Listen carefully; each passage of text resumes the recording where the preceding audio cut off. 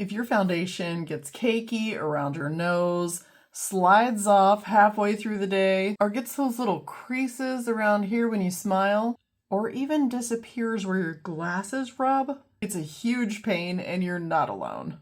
That's generally where we want the most coverage, is right there in the center of the face, which of course is where our makeup wants to misbehave.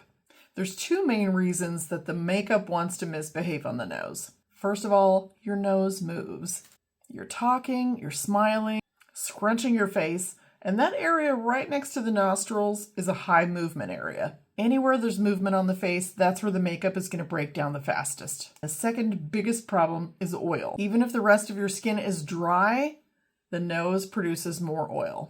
And oil plus foundation equals separation. So if you're layering skincare, putting on foundation, then maybe touching it, then occasionally putting on glasses and taking them off, it's a recipe for the perfect storm. It's not that your foundation is bad, it's that your nose is doing nose things.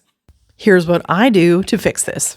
After my skincare is fully set, I use an oil control primer right on my nose area, and I let that dry completely.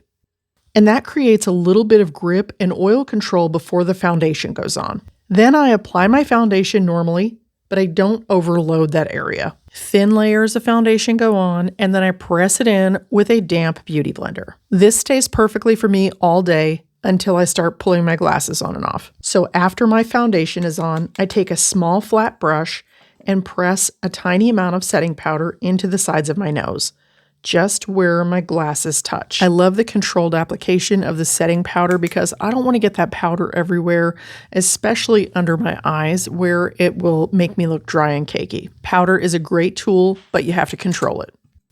Last but not least, if you have too much makeup right around your nostrils, go ahead and smooth it out with a Q-tip before you apply the setting powder. Applying setting powder over creased makeup is just going to hold the crease in place.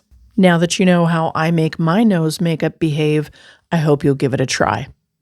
The products that I used are listed in the description. Thanks for watching.